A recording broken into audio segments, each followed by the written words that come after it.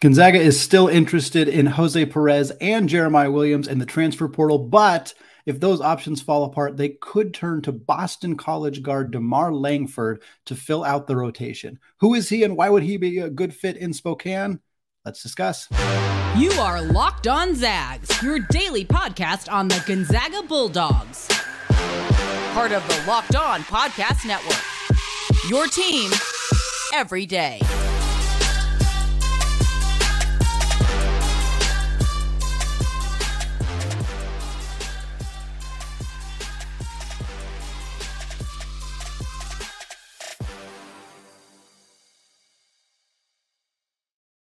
What is going on, y'all? Welcome to the Locked On Zags podcast, part of the Locked On Podcast Network, your team every day. I'm your host and longtime Gonzaga podcaster, Andy Patton, here to provide news and updates on all things Zag athletics. Happy Friday, folks. We are going to hear from my friend and women's basketball beat reporter Matthew Walter later in the show. He's going to come on to discuss Lisa Fortier's program, newcomers to the team, what the WCC women's basketball landscape might look like next season. Before we get into all of that, though, we got another transfer portal target to discuss here. We're kind of running out of options in the transfer portal. We know the Zags are connected to Jose Perez out of West Virginia. We know they're connected to Jeremiah Williams, who is out of Iowa State, last played at Temple.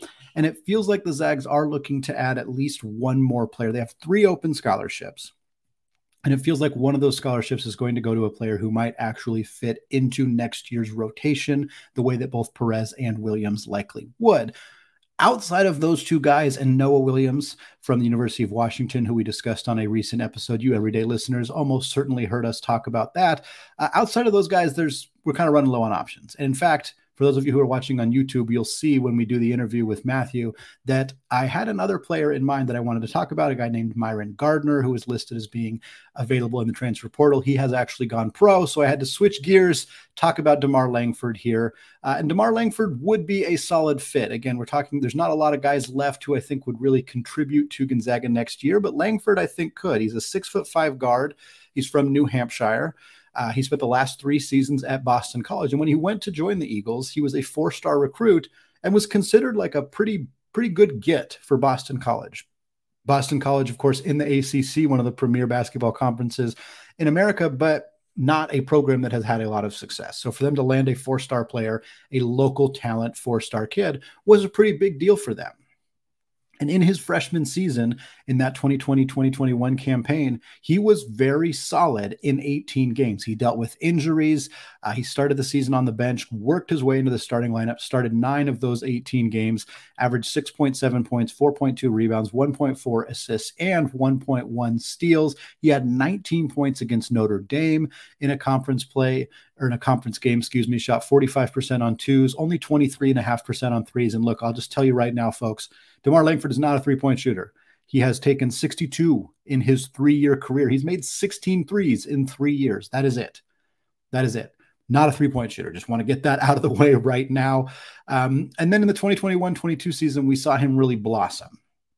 They had a new head coach, Earl Grant, took over, let him kind of take over a little bit more, let him run the ship a little bit more, drive and dish a bit more of a free-flowing offense. And we saw Langford go from averaging 6.7 points as a freshman to 11.3 points as a sophomore. He also averaged 4.8 rebounds, 2.2 assists, and 1.1 steals. He was very good for Boston College in the ACC tournament. They pulled off an upset victory over Wake Forest, and he had 19 in that game. We saw him tick up to 47.3% on 2-pointers. Still not super efficient, but better. 3-point, again, still 27% there, was 67% from the free throw line. And then his junior year, this last season, 2022-23, he kind of dealt with injuries throughout the year. He was off and on the court at times and never really found a rhythm. He only scored 7 points per game, 2.8 boards, 1.8 assists. He really didn't even play in the ACC tournament. I think he averaged 3 points per game in those handful of games for Boston College. Just had kind of fallen out of favor of the rotation a little bit. Again, injuries limited him to just 23 games, and they were kind of scattered throughout the season. So if he was actually healthy, he was either just coming off of an injury or about to get injured again. He just never really was able to establish a rhythm in his final season with the Eagles of Boston College. Again, 62 career three-point attempts, not a part of his game. He does have solid steal numbers, and his 2.4% steal rate in the 21-22 season was top 20 in the ACC. So there is some optimism around the defense, which is what I want to talk about more with his specific role at Gonzaga. In terms of interest, right now, there's a lot of programs interested in him a few months ago, and that kind of has died down a little bit. I think teams have kind of gone in different directions. We know he took a visit to Temple. We know some high-profile programs were in on him for a while. Maryland was interested. Arizona State was interested for a while. Some premier mid-major programs, George Washington, Eastern Michigan. Right now, it seems like there's two programs that are really interested in Langford, and that is UCF, Central Florida, and New Mexico State. New Mexico State needs bodies. I mean, they need people to come into this program. It was a disastrous year for them last year. 1 year removed from beating UConn in the first round of the NCAA tournament, UConn goes ahead and responds to that by winning the national championship. New Mexico State responds to that by hiring a new coach. New coach has tremendous inability to control the program. Program goes completely in the tube, ends up getting shut down in February because of serious hazing allegations, an incident with a gun, all sorts of issues. So New Mexico State is in dire straits as they head into Conference USA next year. They could absolutely use a player like Demarr Langford. UCF just lost Ethiel Horton to the transfer portal. He ends up going to Texas to help fill out Rodney Terry's bench with the Longhorns. So they have a need for a new guard after losing Horton. So those are two programs that make a lot of sense for Demarr Langford. Again, Maryland showed interest. He took the visit to Temple. Arizona State was involved. Richmond was involved. Jacksonville State's been involved at times. I think West Virginia could, in theory, get involved here if they lose Jose Perez, if he ends up not returning to Morgantown. And certainly Gonzaga, if they do show interest here, would be an immediate kind of top of the list type thing. Maybe that's part of the reason he's holding out. He's trying to see if another program might get involved here. I'm not going to sit here and pretend that he's as elite of an option as some of the guys that we've talked about, even in recent weeks, like Paul Mulcahy, like Javon Quinterly, who it doesn't seem like the Zags are interested in, but who I think would be a fun fit for the program. But he's a 6'5" guard. He has 3 years of college basketball experience at the Division I level, and he has defensive chops. And I think that's the key. He's not going to space the floor. He's probably not going to be a high-level scorer for Gonzaga in general. They're not going to ask him to do that. He would be the fourth guard. I think a lot of the players we talk about would kind of slide into that third guard role behind Brian Nembhard, behind Nolan Hickman, ahead of Dusty Stromer, and kind of alongside Steele Venters, depending on how many minutes he plays at the three, which is where I expect him to play, depending on what happens with Jun Sakyo. But if they were to add Demarr Langford, I think he would actually be behind Dusty Stromer on the depth chart, or at least kind of equal to him. Whether he wants to do that remains to be seen. If his best option is go to New Mexico State, a program that's in complete disarray, and be, a more of a contributor to that program, or go to Gonzaga where you're maybe not contributing as much, but you're probably going to make the Sweet 16. You might make the Elite Eight. Heck, you might win the whole dang thing at Gonzaga. I could see that being more of an appealing option for him. The defense, again, is the big question mark. Watching film, I watched a little bit of tape. He looks solid. Some of the synergy numbers are solid for him defensively, not elite.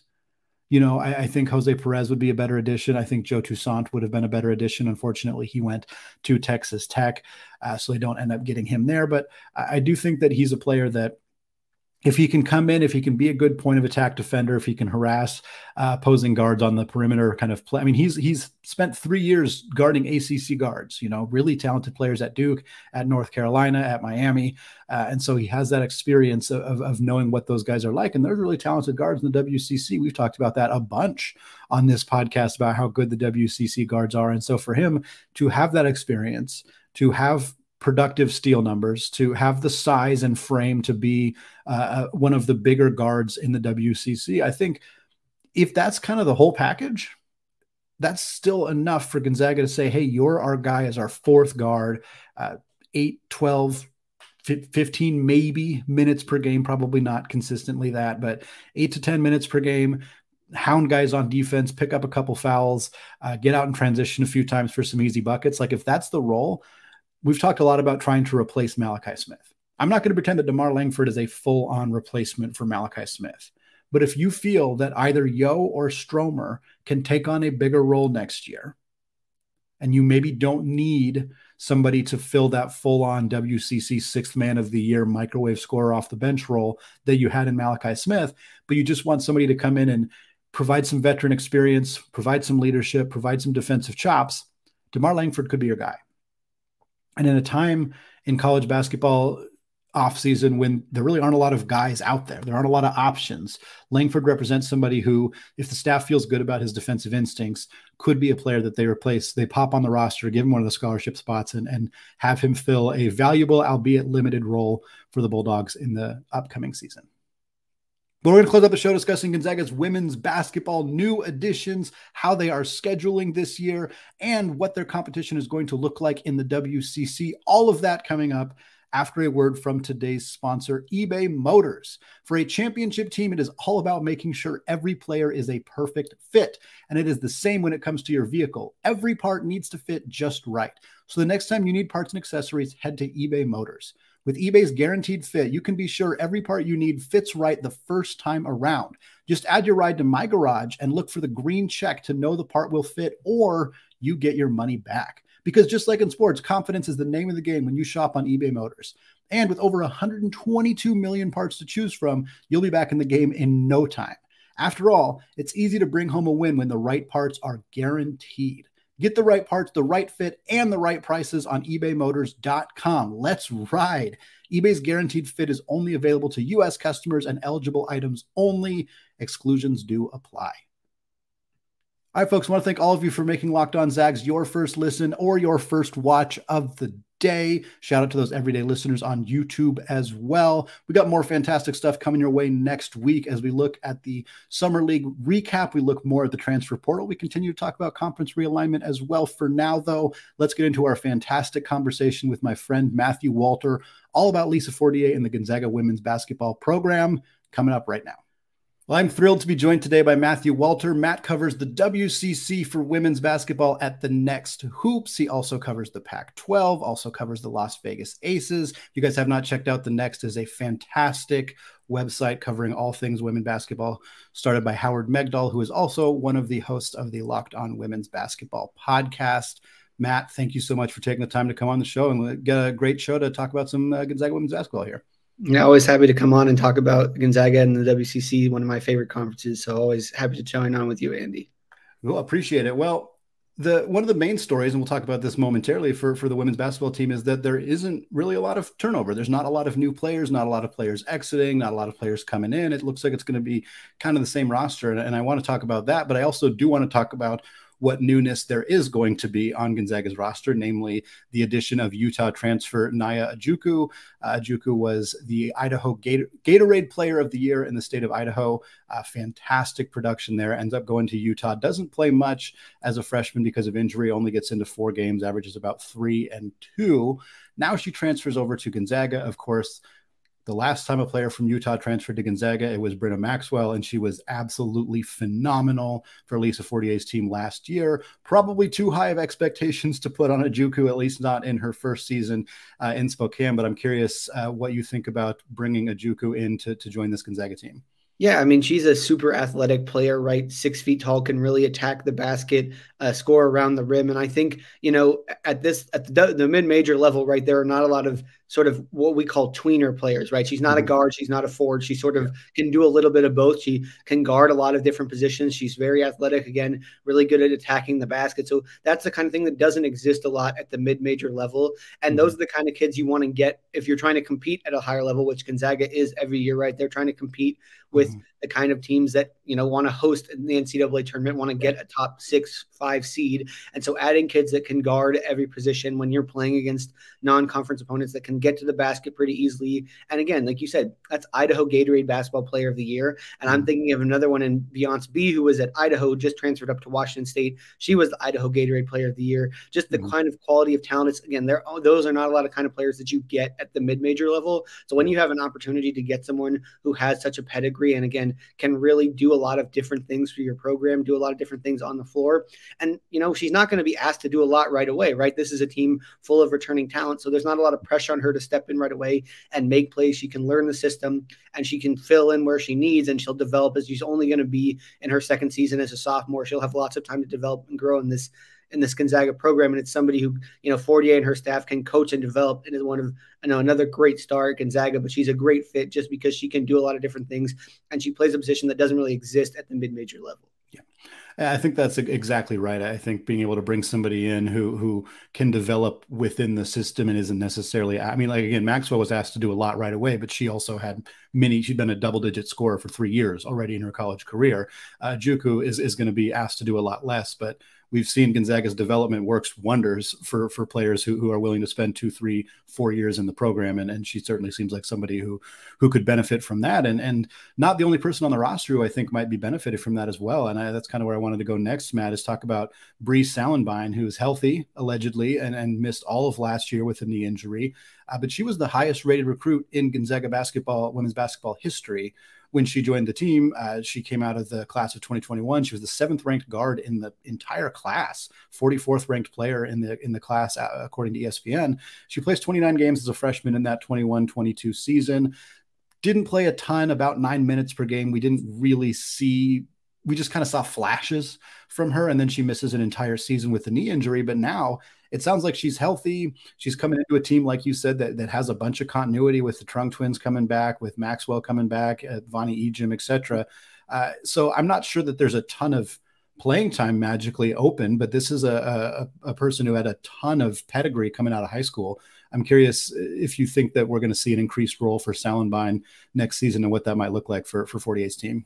Yeah, and the other thing you have to realize, right, is she may have been healthy towards the back half of the season, but otherwise you don't want to play her and lose the red shirt, right? There's a balance there, and I think, we saw the flashes you talked about. She clearly can shoot 4 for 4 in one game in her freshman year from outside. She's 6'2", but she's a guard, right? So that doesn't another thing that doesn't really exist at the mid-major level are these much bigger guards, and that's a very big guard. Again, she fits that two-year position I was talking about with Ojukwu, and just her ability to score at all 3 levels, right? She can shoot it from the outside. She can get to the basket. She can do a lot of different things. And like you said, it seems like a lot with Lisa Fortier's program, those freshmen, they don't always get a ton of playing time because there's so many players who stay and develop and grow. And so maybe with the year of time in her red shirt, she probably was healthy, midway through the season, but again, didn't want to burn the red shirt to play her in a team that was already so loaded. Let her develop. We talked about the development that Gonzaga does with that coaching staff that doesn't have a lot of turnover.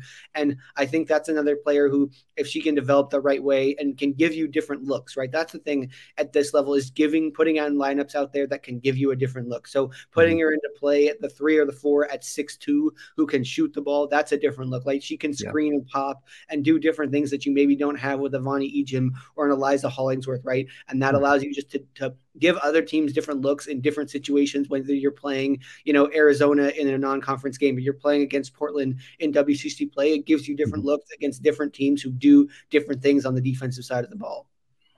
Yeah, well, we kind of talked about that continuity already, but I really do want to get into that because that's been the most fascinating thing to me in an era, and it's different on the men's side and women's side. It's different, but there were still a whole bunch of players who entered the transfer portal in women's basketball, and we still see a lot of players transferring up to the higher levels, not as many players transferring down to the mid-major levels, but this Gonzaga women's team basically kept everybody together. They lose Michaela Williams, and she was a good player for them last year. She ultimately transfers to Cal, but they get the Trung twins back. They get Eliza Hollingsworth back. They get Vonnie Ejim back. They get Brenna Maxwell back. Callie Stokes is back. Like they basically have the entire roster back with the exception of Williams. And in an era where college basketball teams are often kind of turning around much more significantly than that, and in a program that has this reputation for developing players the way that Fortier has done. I mean, it goes all the way back to Coach Kelly Graves. I mean, they've been fantastic at this for decades.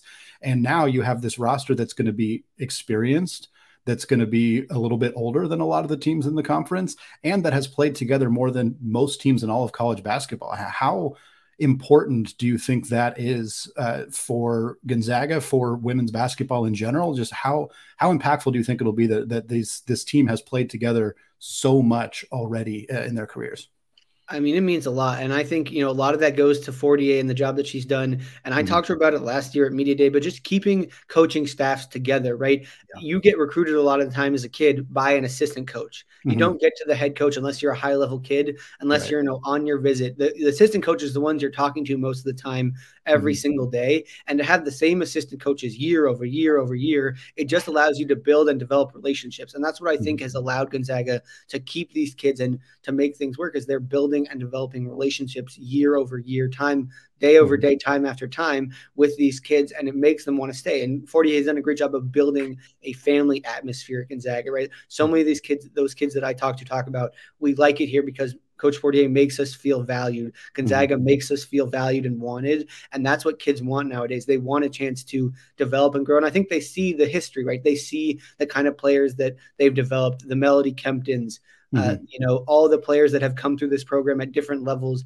and have become stars, whether they played overseas or gotten a chance to try to play in the WNBA. That's what they want to see, right? That's what they love so much about Gonzaga. And I think with this group, right, the continuity, there aren't a lot of teams that have played this much together, and it's going to make them so much better. And I think we talked about it towards the end of last year. This is a team that I wouldn't be surprised if Lisa Fortier scheduled 4 to 5 Power 5 or big non-conference opponents, because this is a team with the returning talent where they could basically start 5 kids that have started a full season either at Gonzaga or at another school, and they could go out and compete for a hosting bid because of the quality of kids that they have. And I mean, I think 4 of their 5 starters, in my opinion, could start at a Power 5 school, if not all 5 of them. And that just shows you how much better they are at recruiting and developing kids, because all of those kids are really talented, and having all this time playing together is only going to make them more dangerous. Yeah. The pipeline of WCC 6th Woman of the Year to, all WCC first team. We saw that with Melody Kempton. We've seen that with Vonnie Ejim. They continue to keep talent in the system, in the program, long enough to see them blossom into the best version of themselves that they can. Way outside of just the scope of women's basketball, that's dwindling in a lot of places. It's not happening at the football level. It's not happening at the men's basketball level. It's just it's not happening as often because players are a little bit more anxious and a little bit more willing to go somewhere else if they think that that's going to be best for them. And I think you're right. The coaching continuity, the track record of success developing talent has seemed to really work at keeping this team together for the most part. And then on top of that, they also just play a lot together even outside of the season. We saw 4 players from this team participate in a 3-on-3 tournament in Colorado Springs for the Olympics. Ejim was there. Brenna Maxwell was there. Callie Stokes was there. I think Esther Little was the 4th there. We saw the Trung twins go to the Southeast Asian Games and play 3-on-3 tournament there.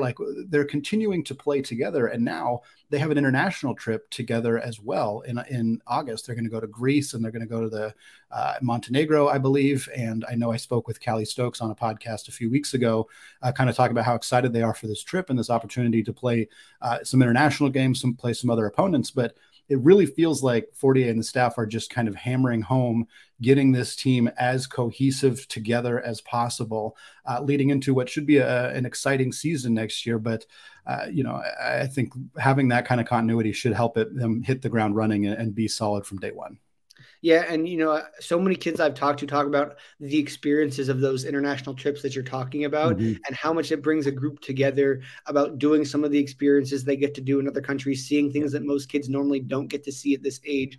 And it just allows them to bond a little bit more. And these are the kind of trips where you develop friendships out, when you're on the road, whether it's in the season or on these trips, that's where you develop, extra, your really strong relationships, because you're stuck together all the time. And that's when you can only get better and become more of a group, is when you're out on the road. And you talked about these players getting to play in other situations, right? You also, Vonnie Ejim got to play with the Canadian national team in the America Cup. So just they're getting experience outside of playing on this Gonzaga team, playing with, people who are pros, players who are playing at high levels, playing against other people they wouldn't normally play with, different styles they wouldn't normally see. And you can bring all that back to the team when the season starts, and you can pull from different situations, pull from different experiences. And that allows you to be prepared when any situation occurs. And you can say, okay, I've done here before. I've been here before. I know exactly what it takes, whether you're down 5 with a minute to go, you're up 5 with 10 seconds left, it's a tie game and you need to win on this possession.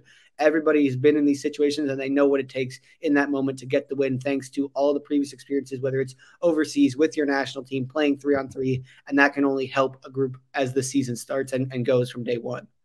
Well said. And I think you kind of touched on it already too, of the scheduling, and it feels like the right season for Lisa Fortier to put as tough of a non-conference schedule together as possible. And it's not all up to her. Other teams have got to be, it takes 2 to tango. Other teams have got to be willing to play. We'll see how that shakes out. We know that they're going to play Arizona in the Colangelo Classic. That's the first time those two teams have met, a team that was ranked at times last year, the Wildcats. So we're seeing them start to put this together a little bit, but how important is it this year for Gonzaga's women's team to have a really tough non-conference schedule? Because, and we're going to get into it a little bit, Matt, but the WCC doesn't look like it's going to be great this year. So it feels like, and we've seen this on the men's side for decades, quite honestly, that Gonzaga has to schedule as tough of a non-conference schedule as they can in order to build up that resume going into March. Do you feel like there's a lot of pressure on this women's team to do that with how talented this roster is and how, frankly, little competition they might face in the WCC? I don't know if pressure is the right word, right? But what are you trying to do? Like, do you want to go out and compete for a host spot? Then you need to put yourself in those situations playing, Power 5 opponents. If you just want to go out there and have the best season you can and maybe have a chance to go undefeated because you don't need to schedule as high quality opponents, then you don't need to do that. But I think Lisa Fortier wants to host. I think Lisa Fortier knows this is the group to do it, right? She hasn't done it yet. She's had a couple of groups that have been very close to doing it. And this is a group, like we said, because of the continuity, that can do it. And we already saw that, right? You talked about the Arizona game. I wouldn't be surprised if they play Stanford again. I wouldn't be surprised if they play other Pac-12 opponents. I've heard Washington State is a possibility, as a team that they could play against. So just other Pac-12 opponents that are high quality. They probably will play in another one of those tournaments like they did last year, competing against teams like Louisville, like they did last year, like Marquette, other NCAA quality tournament teams. And those are the kind of games that look good on the resume at the end of the season, just from playing those games and competing in those games and then winning those games, which we still have seen that Gonzaga can do. So, the pressure is more on just Lisa. What does Lisa Fortier want? I think she wants to host, knowing her and having talked to her a little bit. I think she wants to say this is the group that can do it. And so she's going to probably schedule a very challenging set of non-conference games so that they can put the best foot forward right off the bat and show the committee this is a team that has the capability to host and has capability, because we know that they're going to draw fans, right? They draw fans, and that's not a problem. That's something you need to sell, but that isn't an issue at Gonzaga. She needs to show them that we're a basketball team that's quality worthy of being a top 4 seed. Yeah, and I think you have to be nearly perfect, and we saw it last year. I mean, this is a team that not only scheduled tough games in the non-conference in that tournament, they did well. They lost to Marquette, but they beat Louisville. They beat Tennessee. Like they played well in the non-conference, and then they dropped one ugly game to Santa Clara in the regular season. They lose the WCC championship game to Portland, who was a good team last year, and that nets them a 9 seed. And then, of course, they don't play well in their first game in the tournament, get beat by Ole Miss, and that was how their season ended. But this year, with the WCC being worse, I mean, BYU's gone. They weren't great last year, but they're still a perennial contender in the top of the conference. Portland lost a fair amount of talent. Like, the WCC looks like it's going to be pretty weak next year, and it feels like Gonzaga is going to have to be, I don't want to say perfect because that's a really high expectation, but any conference loss next year probably bumps them, maybe not an entire seed line, but it's definitely going to hurt. Is that kind of your impression on what this WCC is going to look like next season? Yeah, I would say so. I think, again, we've seen the rise of Portland since Michael Meek took over, and I think that's a program that still, even though they lost 2 very good players, is going to compete for a championship.